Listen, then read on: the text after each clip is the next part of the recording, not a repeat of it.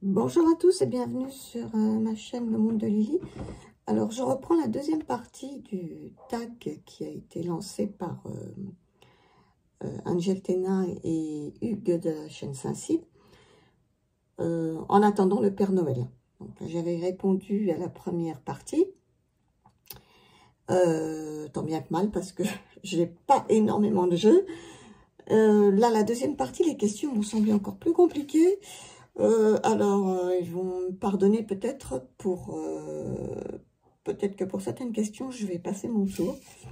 Parce que je n'ai pas toujours le jeu qui serait très approprié à la question. Donc, après, ça n'a pas de sens. Hein. Mais comme j'ai commencé la première partie, je me suis dit qu'il fallait quand même que j'aille jusqu'au bout. Puis je trouve ça sympa. Je me suis régalée en écoutant la chaîne de Nat et de Hugues. Avec toutes les questions. Alors, la 13e question, c'était le Père Noël, un jeu Yang qui me permet de travailler mon masculin sacré. Alors là, je vous dis tout de suite, là, je passe, parce que j'ai cherché, je n'ai vraiment absolument rien qui irait à cette question. Donc, on va passer directement à la 14e. C'est la Mère Noël, un jeu Yang qui permet de travailler le féminin sacré.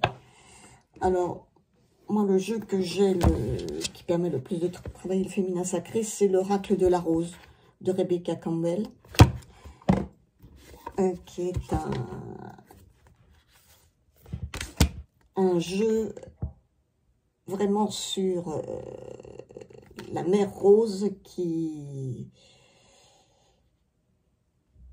va nous guider, qui nous accompagne, avec des illustrations vraiment féminines. Hein. C'est vraiment le côté yin, mais comme l'expliquait Nat, c'est le féminin, mais le côté féminin, pas la personne en elle-même. Hein. Avec...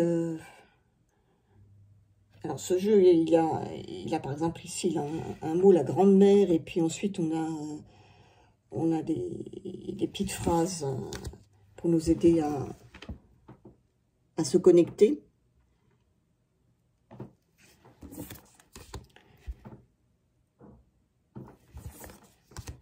On laisse regarder un petit peu les illustrations.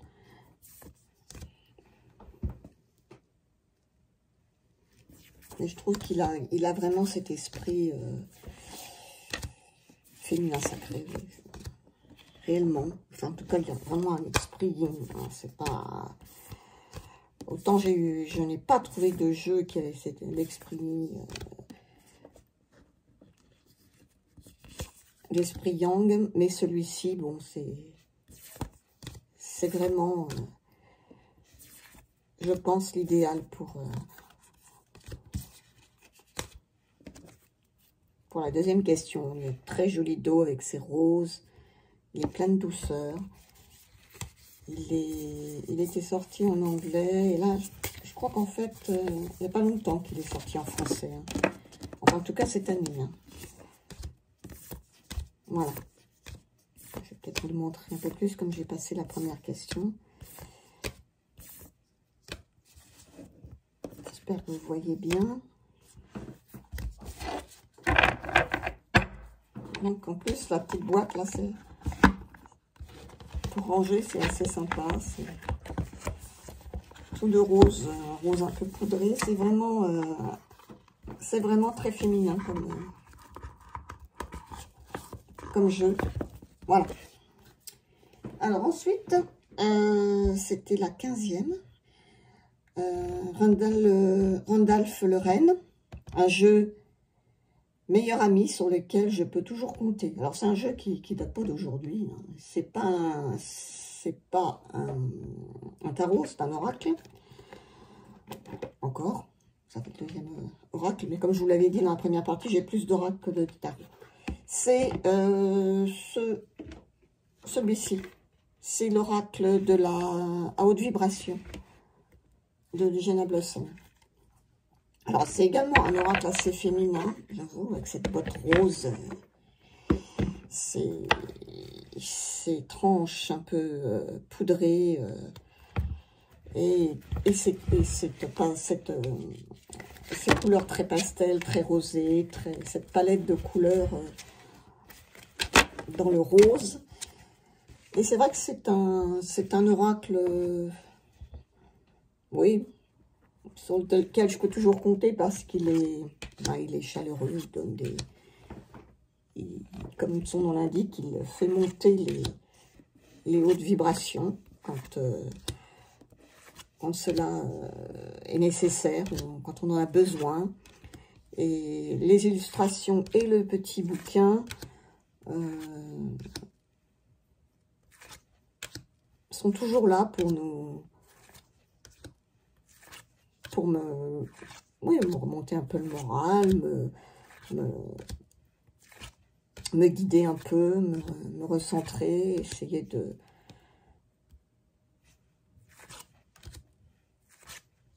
me porter vers le haut plutôt que de m'enfoncer. Donc c'est plutôt un oracle avec des vibrations élevées, comme ce nom l'indique. Voilà, alors les couleurs sont évidemment très agréables. Et puis il a un très joli dos. Et je crois que vous êtes nombreux à la voir. Alors oui, c'est un petit peu pour moi mon meilleur ami. J'en ai besoin. Il est toujours là pour me donner un petit conseil.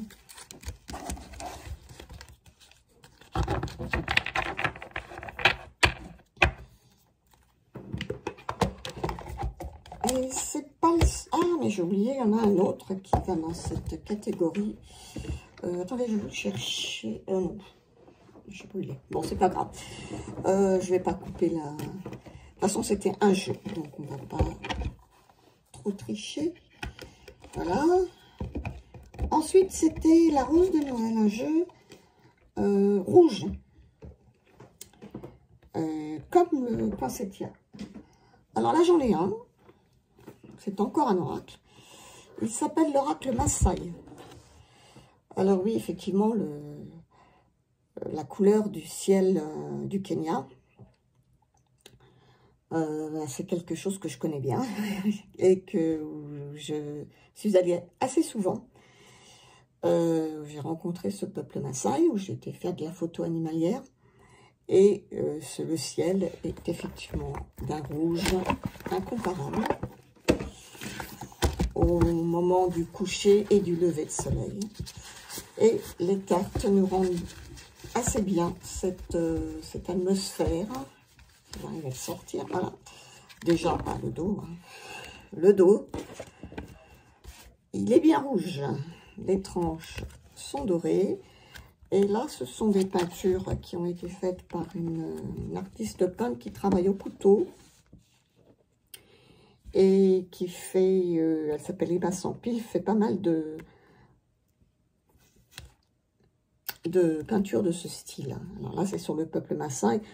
Le livre a été écrit par Xavier Perron. Xavier Perron qui connaît bien le peuple Maasai.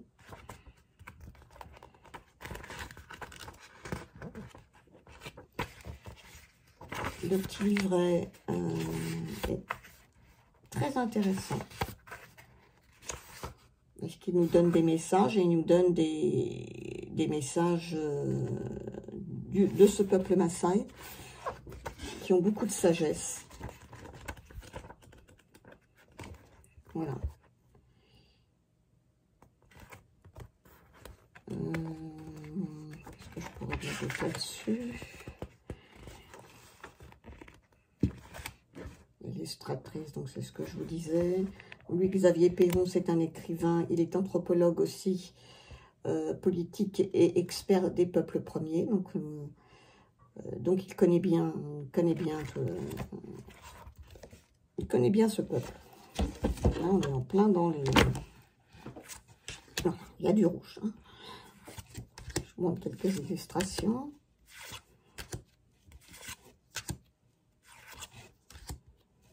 On ne voit pas beaucoup cet oracle. C'est pas quelque chose qu'on voit beaucoup. Je l'ai vu sur la chaîne de Sophie. Je ne sais pas si vous la connaissez, Sophie. Quand elle m'a présenté ce jeu, je me suis dit, ah, ça c'est pour moi. Il n'y a pas trop d'animaux. Alors celle-là, c'est celle que j'aime le moins. Je trouve que le lion n'est pas très bien représenté. Mais sinon, tout ce qui est Maasai, c'est très beau. Ces ombres au loin avec ces ciels rouges, orangés.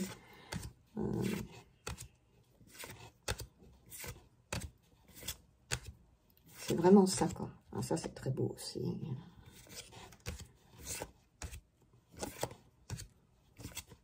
Et les messages, à l'intuition, marche pas trop parce que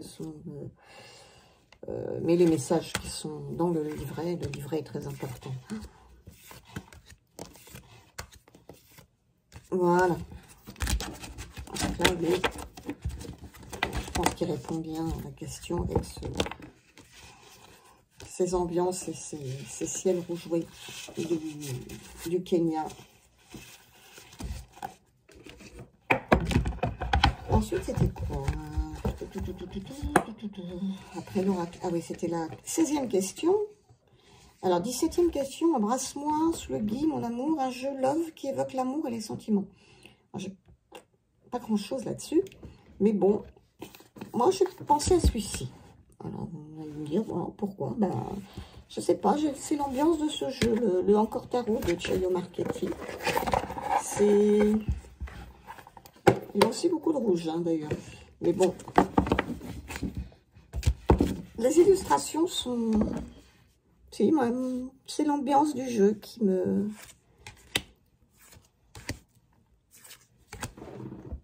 m'ont fait penser à ça. Donc, c'est un très beau jeu, j'aime beaucoup.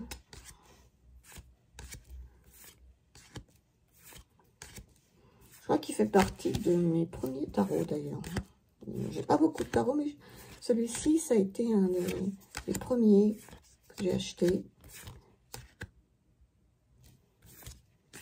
Et je l'aime beaucoup. Je pense que vous le connaissez. Hein. Mon Chirio a fait beaucoup de tarot.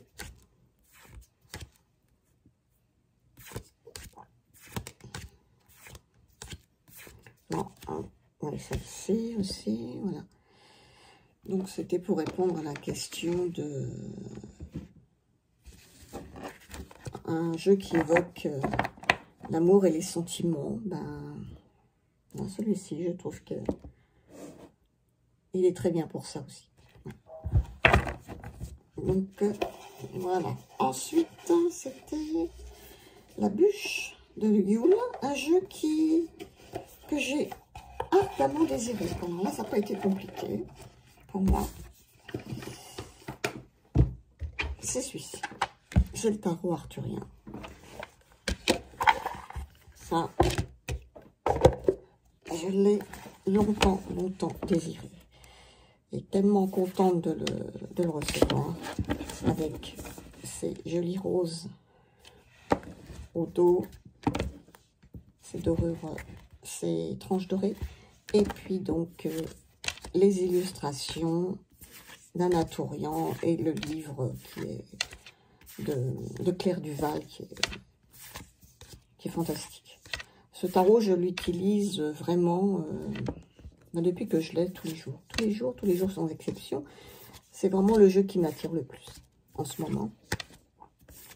Et il est tellement beau, tellement bien fait. Regardez-moi cette force, c'est beau.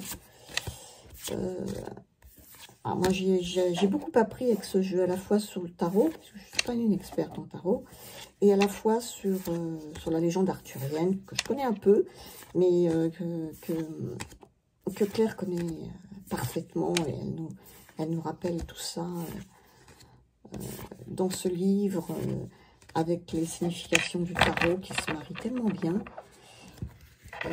En plus, un jeu tellement agréable. Moi, ce fou comme il est beau. Ouais, vraiment, ouais, c'est celui-là. Je n'ai pas du tout hésité. Alors après, chaud, les marrons chauds, un jeu audacieux ou coquin qui ne me laisse pas indifférent. Alors, coquin, je n'ai absolument aucun jeu coquin. Je me suis dit, mais qu'est-ce que je vais bien pouvoir présenter? Audacieux. Alors, peut-être audacieux. Et encore, je ne suis pas sûre de mon choix, hein, je vous le dis tout de suite. Je me le dis tout de suite. Je me suis dit, il faut quand même que je réponde. Je vais pas passer mon tour à chaque fois.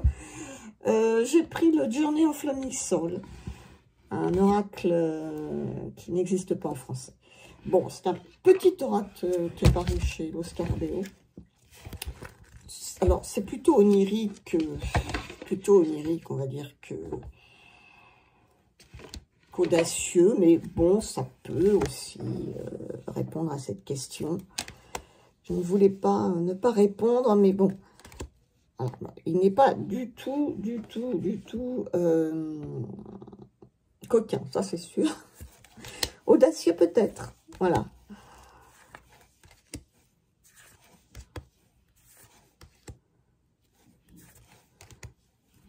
Onirique plus, mais bon.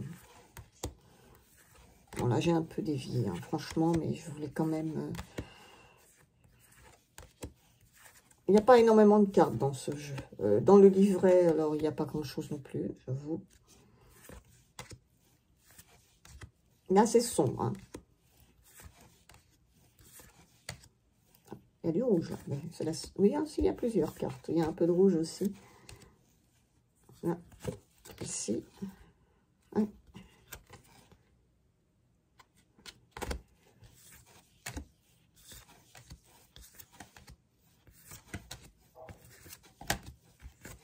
Et voilà.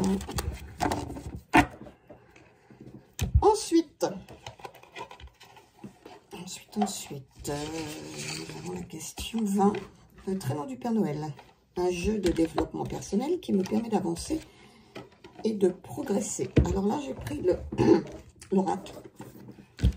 L'oracle d'Akasha, qui est un oracle des mémoires akashiques d'Emily Nicole, illustré par Carla Cartagena, qui est un très bon jeu. Sur les mémoires akashiques, sur le développement personnel. C'est un jeu un petit peu particulier qu'on peut utiliser en développement personnel, qu'on peut utiliser pour les mémoires akashiques. Il a un excellent bouquin.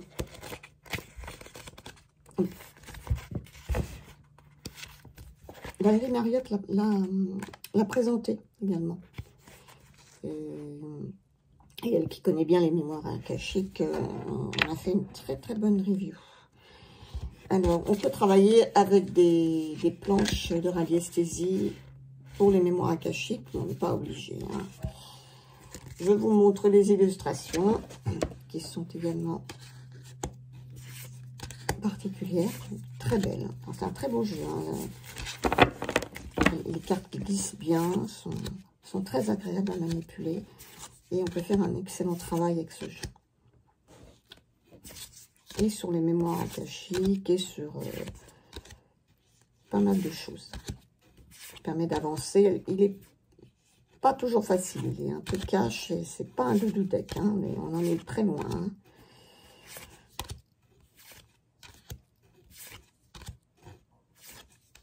Voilà.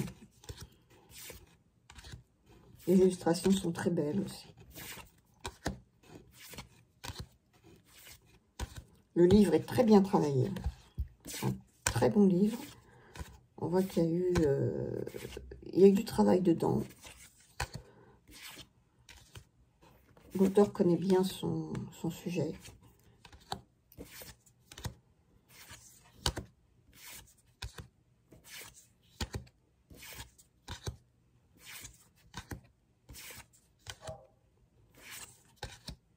Voilà.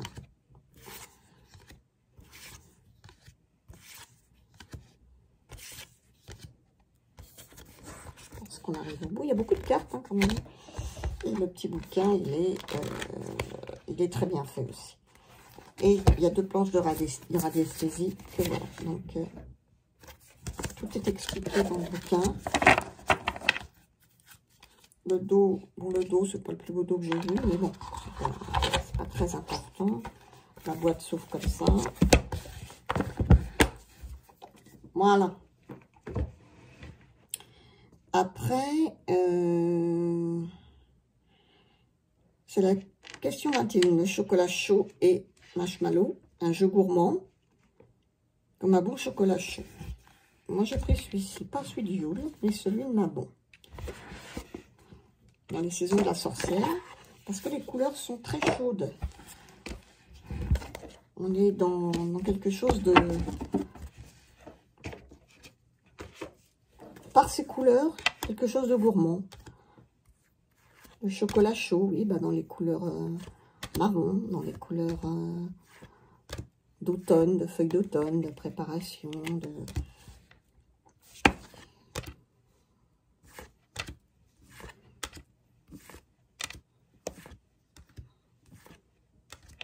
Celui-ci, ouais, cannelle et cidre chaud, vous voyez. La recette magique, on les voit en train de préparer.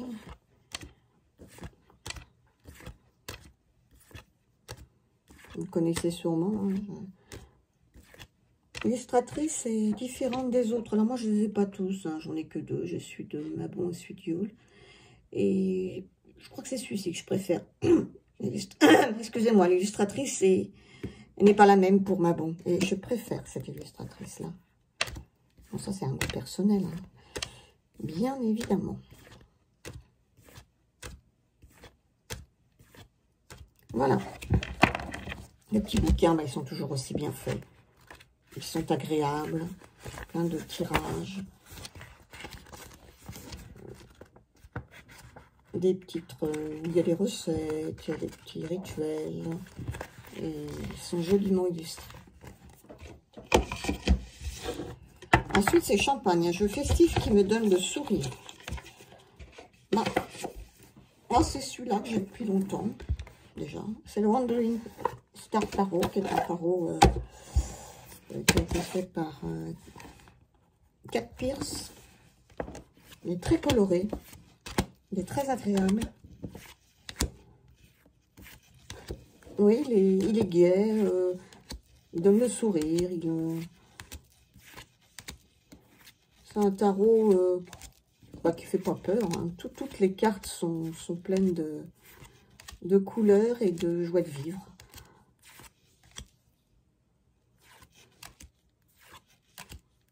Rien ne fait peur dans ce tarot, donc il donne le sourire. Pour moi, il est en plein dans le côté festif, heureux. Même la carte de la mort, oui, c'est agréable. Le petit bouquin est très bien fait, il est en français.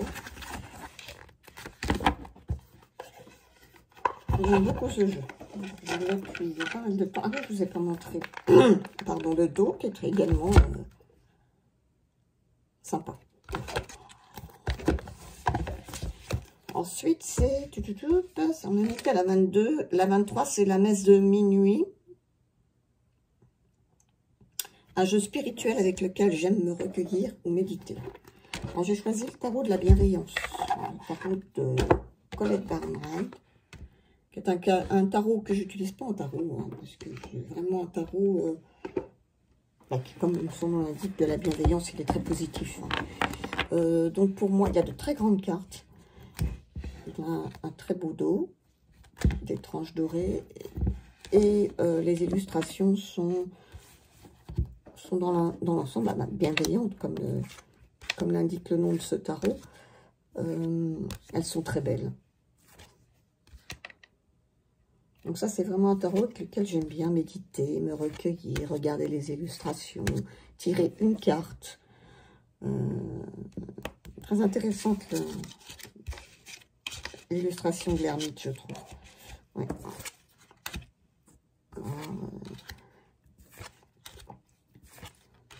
C'est vraiment plus j'allais dire un oracle, oui, parce que j'utilise en oracle et pas du tout en tarot. Bon, d'ailleurs, je crois que c'est Colette Barnwright conseille de l'utiliser comme ça. Bon, après, on fait ce qu'on veut, ça reste un tarot, donc les significations restent celles d'un tarot. Elle a renommé les cartes... mais c'est pas compliqué puisqu'elle a pris les éléments, terre, mer, etc. Donc ça va, on s'y retrouve très facilement. Mais les significations du tarot, vous voyez, bon là, le 8 de feu, le panda, c'est pas spécialement, on ressent pas vraiment l'énergie du 8 de feu. Hein. Le panda, c'est pas l'animal le plus speed qui puisse exister. Donc l'énergie du 8 de feu, pas terrible. Hein. Donc je sais pas, moi j'utilise la tour, c'est pareil. C'est quand même très différent du tarot normal. Hein. Mais elle le dit, hein, c'est un parti pris qu'elle a fait dès le départ. Hein. Par contre, cette lune est magnifique. J'aime beaucoup tout ce qui est lune, soleil. Et la série de feu, je crois que c'est celle que je préfère. Ouais. Elle est très belle. On peut rester comme ça un petit moment à méditer sur une carte. Bon, je ne vais pas tout vous montrer parce que on va finir sur le chariot qui est également très beau. Voilà. Vous devez sans doute le connaître. Bien qu'on ne voit pas beaucoup non plus. Tarot de la bienveillance. On voit d'autres jeux de Colette Barenrein, mais son seul et unique tarot, parce que je ne pense pas qu'elle en ait fait un autre. On ne le voit pas. Et le petit livret, ben, il est un petit peu différent. Lui, il est particulier. Moi, je trouve qu'il est construit. Il n'y a pas énormément de texte, mais il y en a quand même. Il est construit plus comme un oracle, c'est vrai que... Et puis, bon, bah, comme j'ai pas répondu à la première question, je me suis permis de prendre un autre jeu. Alors, attendez.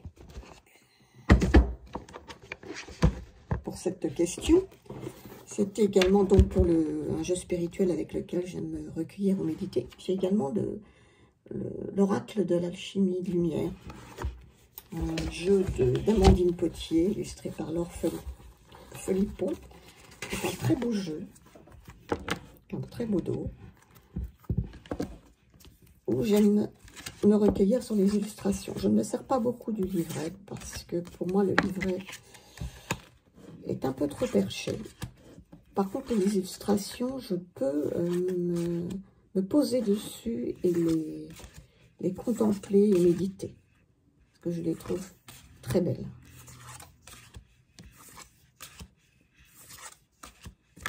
Hop, excusez-moi.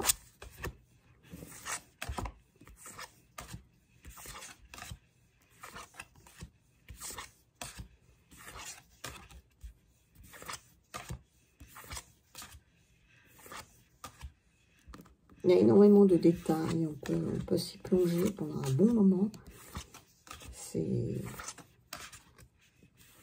L'illustratrice a beaucoup de talent, vraiment très beau. Je vais m'approcher.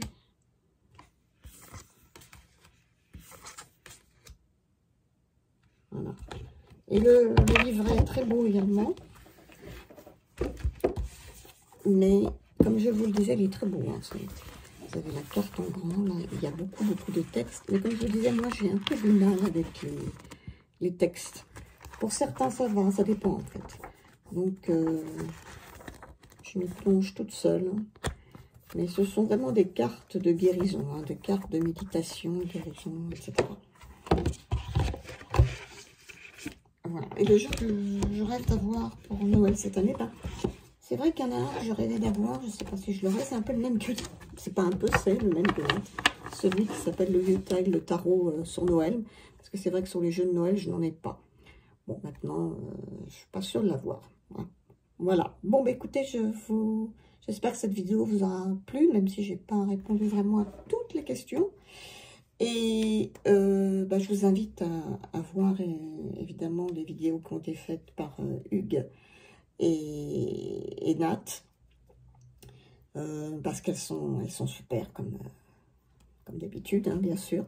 Si vous ne connaissez pas leur chaîne, bien sûr, allez jeter un œil et abonnez-vous, parce qu'ils ont tellement de choses intéressantes et belles à partager, que moi je suis abonnée, bien sûr, et je les suis régulièrement. Et je leur fais un petit coucou. Et sur ce, ben, je vous souhaite, pour ceux qui veulent reprendre ce temps, de le faire, bien sûr. avec les jeux qu'ils ont. Et moi, j'en ai pas non plus des tonnes. Et j'ai plus ou moins réussi à faire le tag. Donc, c'est possible. Voilà. Et sur ce, je vous souhaite à tous de bonnes fêtes de fin d'année, de bonnes vacances pour ceux qui vont en prendre. Et surtout, prenez bien soin de vous. Au revoir.